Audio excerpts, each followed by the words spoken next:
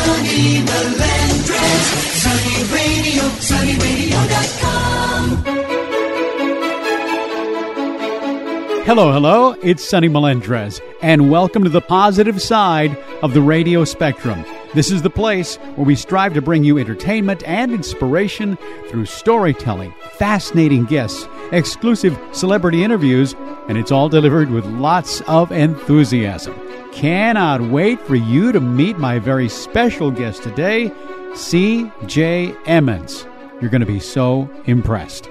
But first, we're brought to you by Ideal Precision Roofing, serving San Antonio, Bernie, and the surrounding area. And in case you don't know it, Ideal Precision Roofing offers everything having to do with your roof and more. So if you're having issues with a leaking or damaged roof, call Ideal Precision Roofing for a free inspection. They'll evaluate your roof and provide you with a competitive quote to repair or replace your roof. And Ideal works with all insurance companies. And by the way, they also offer exterior repairs, gutter installation, painting. It's the only call you need to make. That's 210-485-1553. Call them like I did. 210-485-1553 or visit idealprecisionroofing.com and tell them that Sonny Melendrez sent you. And now, on with the show. Sonny Radio, SonnyRadio.com.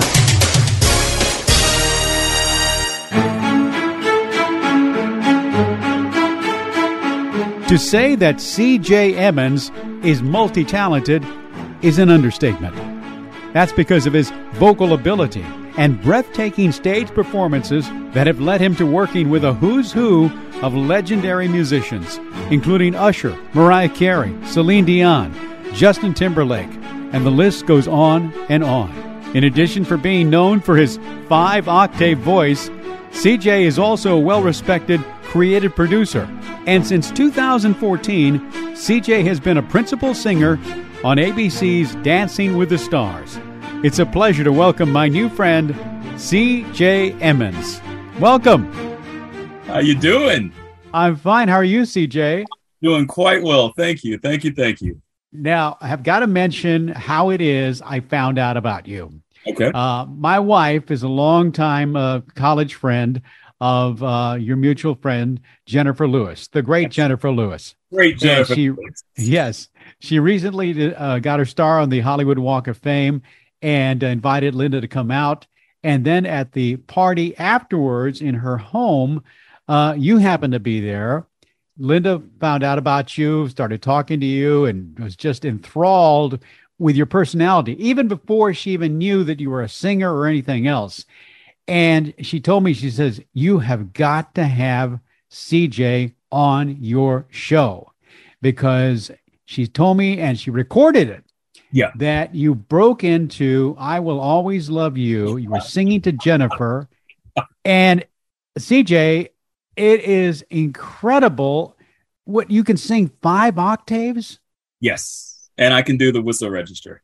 Oh, unbelievable. Unbelievable. And so I'm the only one in my family who can sing. Really? Yeah. So there's nobody to trace it back to. No, I didn't come from a singing family at all. Yeah. Well, let's start there, because you were raised in Houston. Yes. And it's a long way. It's exactly 1,546 miles from Houston to Los Angeles. So we're going to trace that journey. And tell me what your childhood was like. Childhood was actually good. My childhood was so fun and funny because my second parent actually was my grandmother. And I was born on her birthday. And so I literally was born into a built-in friendship.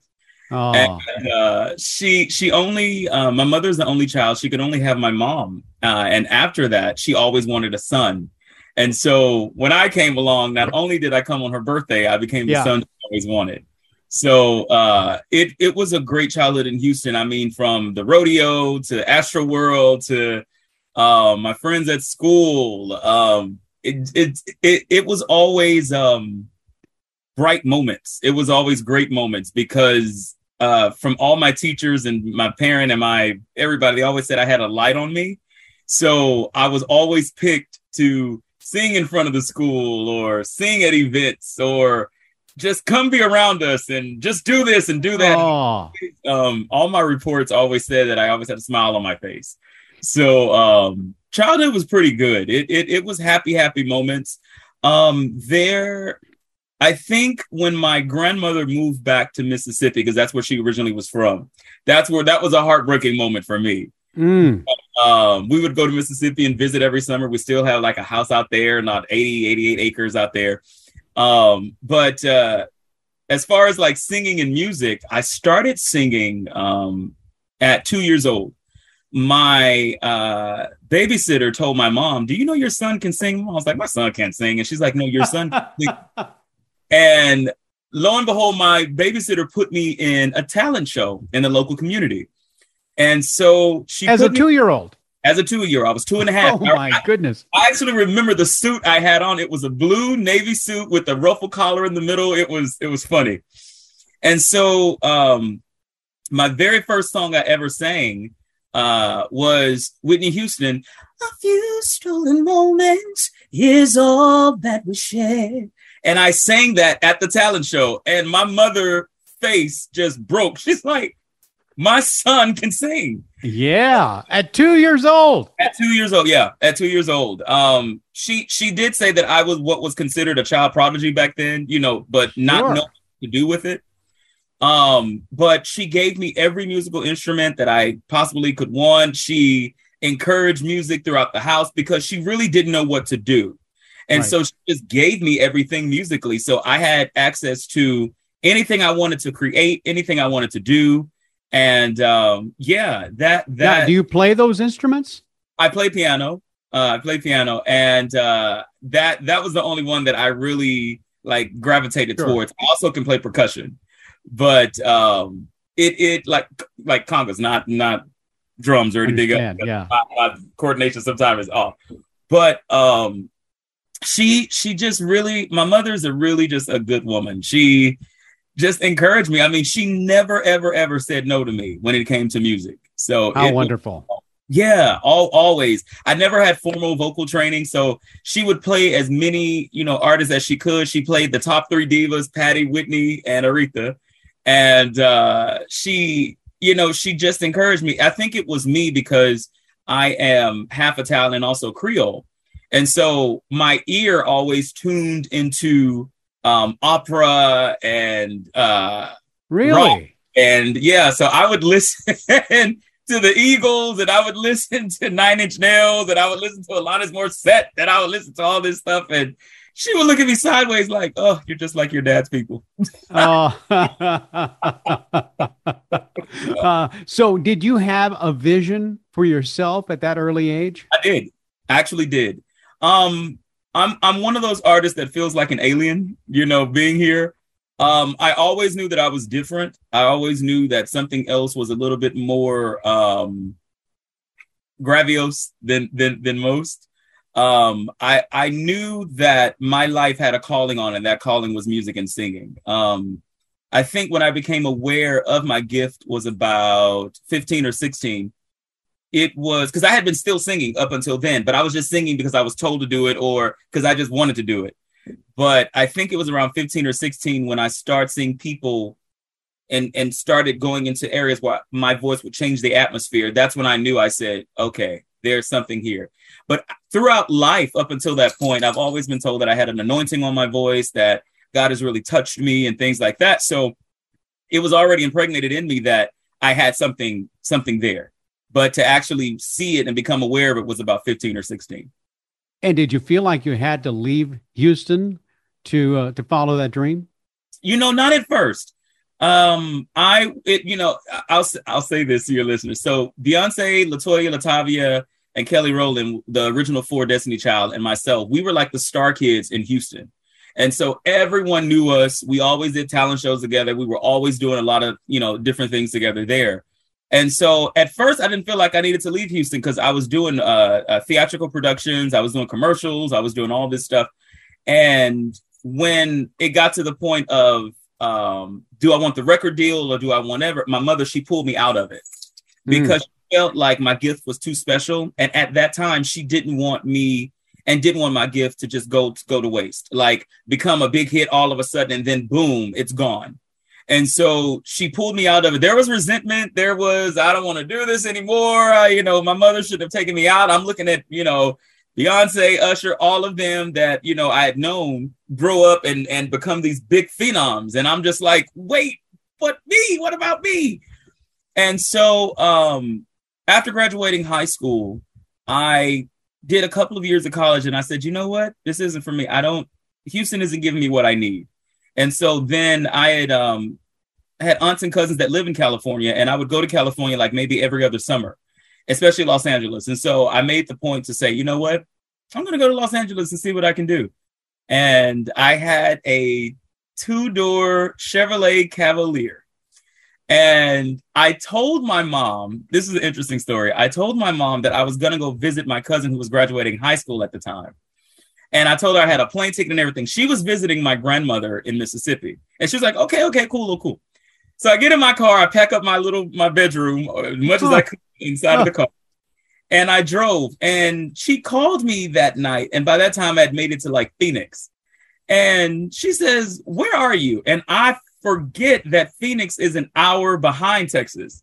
Yeah. So she's like, where are you? And I'm like, I'm just getting some gas. She was like, this late at night? I'm like, that's not late. And she's like, okay, something don't sound right about this story, but I'm gonna let you go.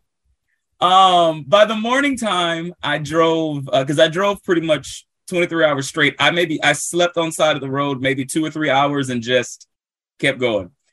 And I get to California. I call my aunt who's expecting me, and I said, "Hey, auntie," I said, "I'm about 3 or 4 hours away.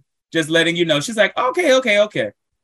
Unbeknownst to me, my aunt was talking to my grandmother in Mississippi, which is her sister, and saying, well, Chris is 4 hours away. Chris is CJ is that short? Yeah.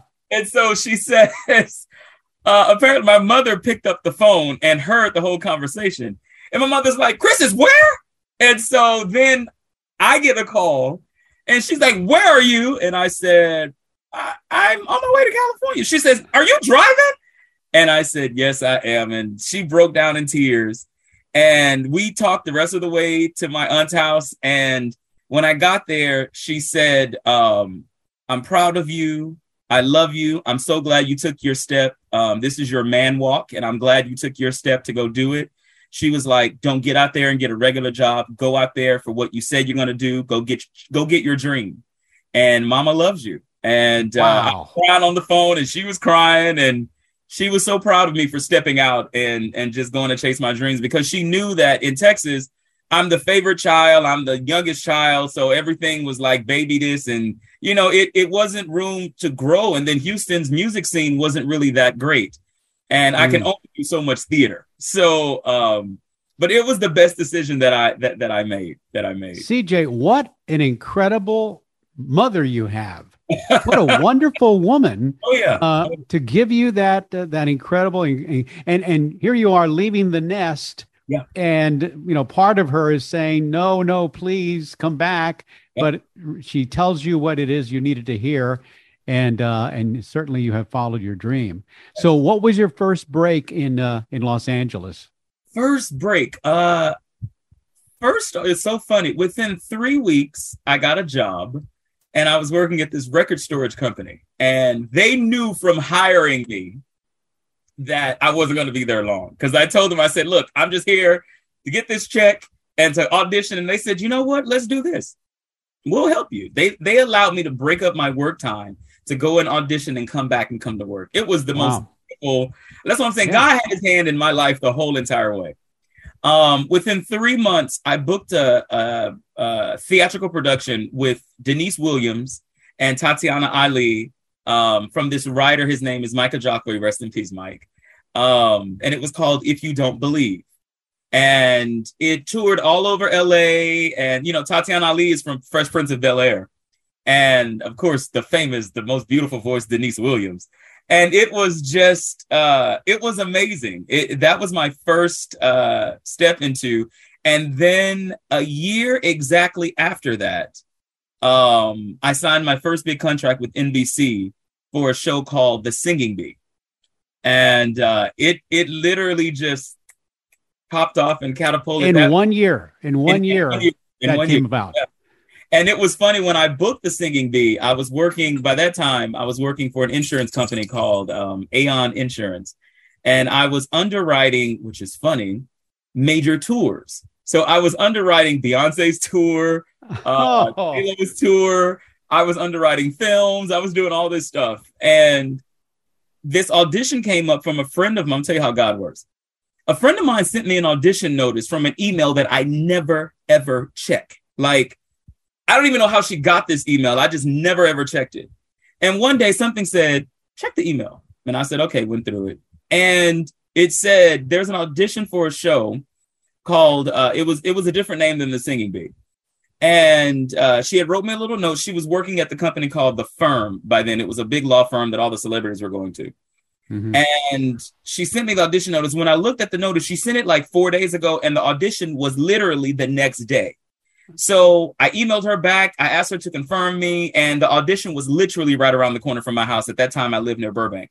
Wow. And went to the audition. It was all the NBC heads there. And there was a gentleman who has been a part of my life and has changed my life. His name is Ray Chu. And everybody remembers Ray Chu and the crew from Showtime at the Apollo. And Ray Chu was there.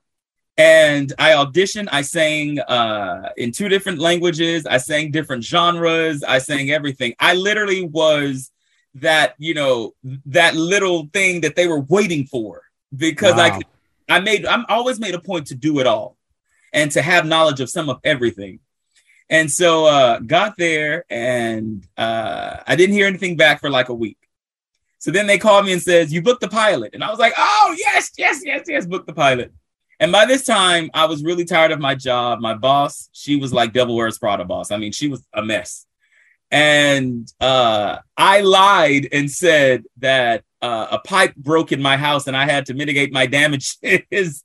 And, so I could go and do the first taping of the pilot. Yeah. Well, I would end up taping for 3 days. So I told them, yeah, it's more water than they thought. I have to go and I have to do this and I have to do that. And so I end up booking the show. And I was so scared because I had never not had a job. And so that was my security, and it paid extremely well. And so I had a talk with God, and I said, Lord, if you bless me with this show and it's successful, I promise to 100% dedicate my life and myself to where you have me to go in this entertainment business. And then I threw in, and I don't want to go back to corporate anymore. And I booked the show. It was the #1 show for 2 seasons. And I've never gone back to corporate life. That is amazing. Yeah, since then, I've been on TV. I've always worked in the entertainment business, and it's been good. How did your role now with Dancing with the Stars come about? All right. So I'm one to always look at the papers. I always look at Variety, Billboard, Rolling Stone magazine, all of them. And one day, this was in 2013, I had just finished. I was on tour with Bobby Womack from 2011 to 2013. And I co-produced the BET Awards, the Whitney Houston tribute in 2012 that year. And in 2013, I had just finished also working on another project for BET. And I was just reading in Variety magazine that Dancing with the Stars has a new musical director. And the new musical director is Ray Chu. Oh. So I called his assistant. No, I blew up her phone. I'm not going to just say I called her. I blew up her phone. I was like, give me an audition. She was like, Ray's not seeing anybody right now, but as soon as he does, I'll let you know. I was like, no, I want an audition now. And so she laughed. And 2 months later, I was teaching a vocal class. And she called me and she says, Ray wants to see you for the audition. And I said, for Dance with the Stars? And she said, yeah. And I said, okay, well, I'm teaching a class right now. When does he want to see me? She was like, in 30 minutes. I was like, wait, okay, no problem. I got in front of the class. I was like, guys, you're dismissed. I got to go. I will see you guys next time. And I literally left. I left the building. drove to Burbank again because that's what it was funny. The auditions were in the same building that I had the singing the auditions. I think it was almost 10 years apart. And I was in the room that was Studio 8. My birthday is July 8th. There is no coincidences here. There are none. You're right. As believers, there are no coincidences. No, you're right. You're right. So I'm in the room. I auditioned, and there were so many people I knew there. There were so many, singers from LA, singers from New York that I had worked with everywhere before. And what people don't understand is when you're auditioning for TV, it's a different beast. It's not like auditioning for a live show. There's a certain style of singing that you have to have for television. And so I knew a lot, I knew a lot of them, those powerhouse singers. They were going in there, blowing the house down. And I'm like, they're not going to get it. They're not going to get it. So there was a list of songs that they were asking if anyone knew, because the new season was starting within a couple of weeks. Mm-hmm. So when I went down the list, I said, oh, the song Money, That's What I Want. I said, oh, I know that song. And so when I went in, Ray was like, CJ, how you doing? I was like, hey, Ray, what's going on? Walked into the room. He says, did you look at the list? I said, I did. He said, you know any of those songs? I said, I know Money. And he says, all right, well, let's go. And it went from, it was boom on. The best things in life are free, but you can give it to the birds and bees. I need money.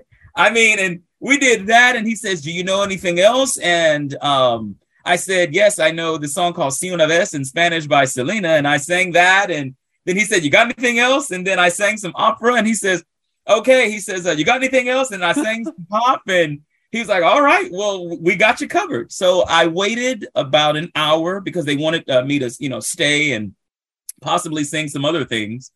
And his assistant came out and she literally grabbed me by the arm and pushed me outside of this door that was leading to the outside. And she says, you made it. You're in. We tape in 2 weeks. Be prepared for a call at the end of the day. I'll give you your schedule. Goodbye. I was like, I made what? And she's like, you're part of the show, fool. And that moment always brings me to tears. It was my first time, even though I'd had the NBC show, but it was my first time owning that I was going to get that show, that I clearly said to myself, I am not taking no, I'm going to book this show. It is going to be mine.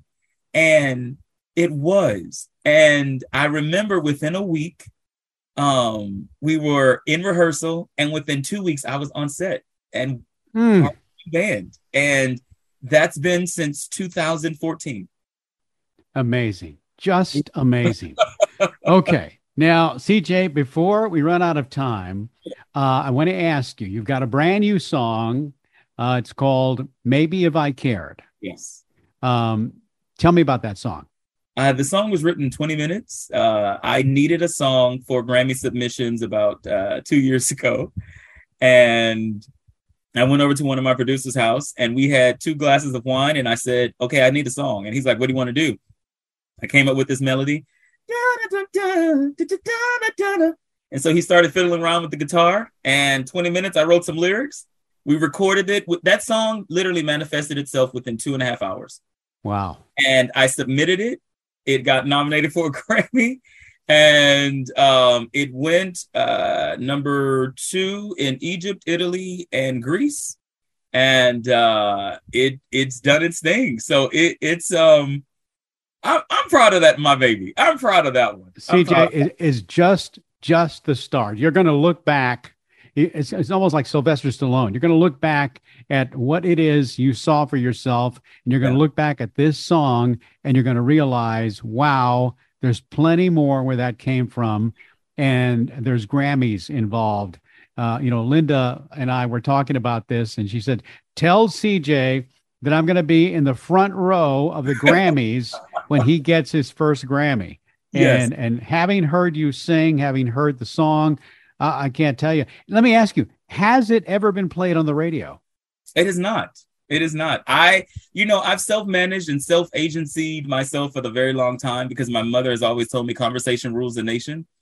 And I talk to everybody. And so I've tried to get agents. I've tried to get booking managers, booking agents.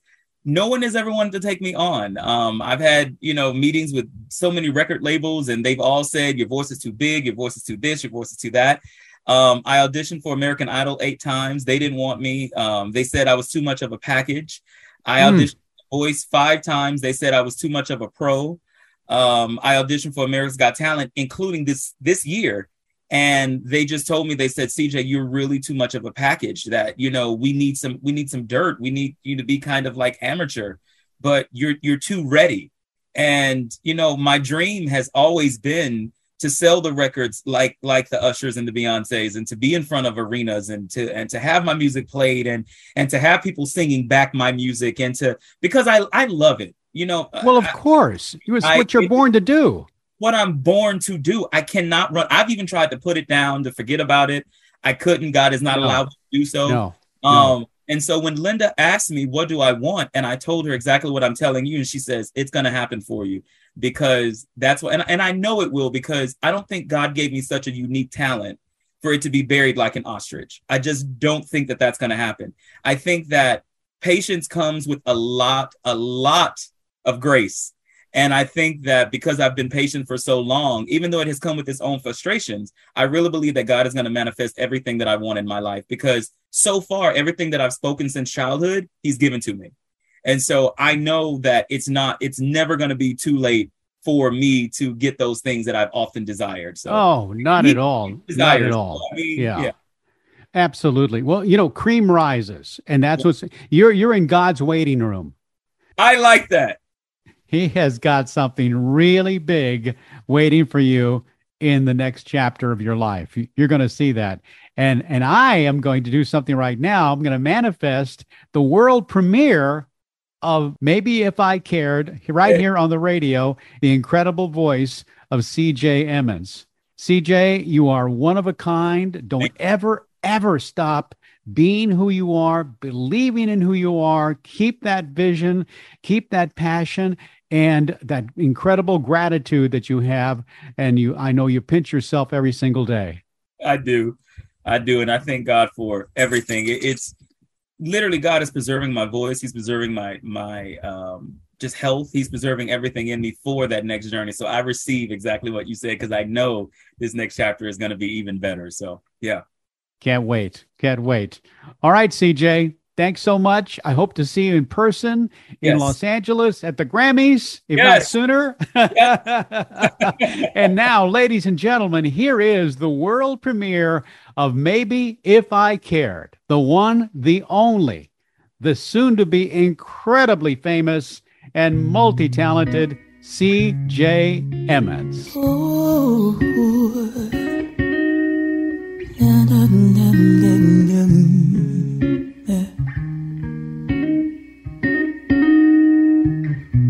now I won't even try to make you stay, 'cause there's something in the way you looked at me. I only wanted to make you happy, but every time I'm moving close, you only push me away. 'Cause maybe if we tried a little, and maybe if we died a little, and maybe if I cared for you, and maybe if we loved a little, and maybe if we touched a little, and maybe if I cared for you.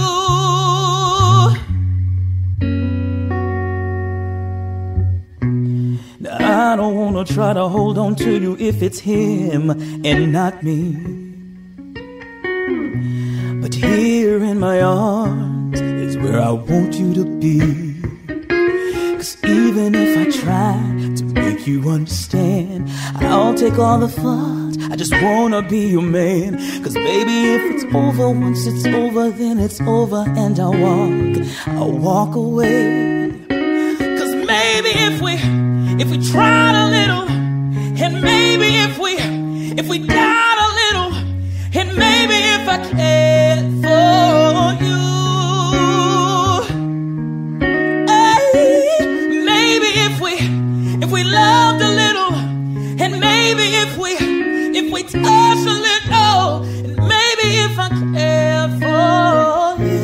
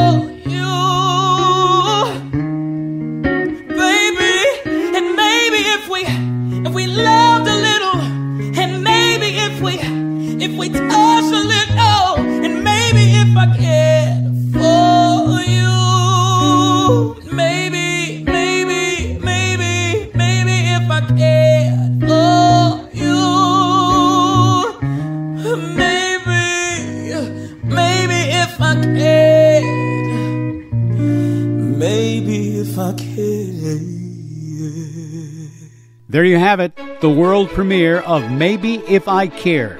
Remember the name, CJ Emmons. You'll find all of CJ's links, including his website, music, and more, by visiting sonnyradio.com. That's sonnyradio.com. Until next time, I'm Sonny Melendrez with a question for you. Are you in God's waiting room? Bye-bye.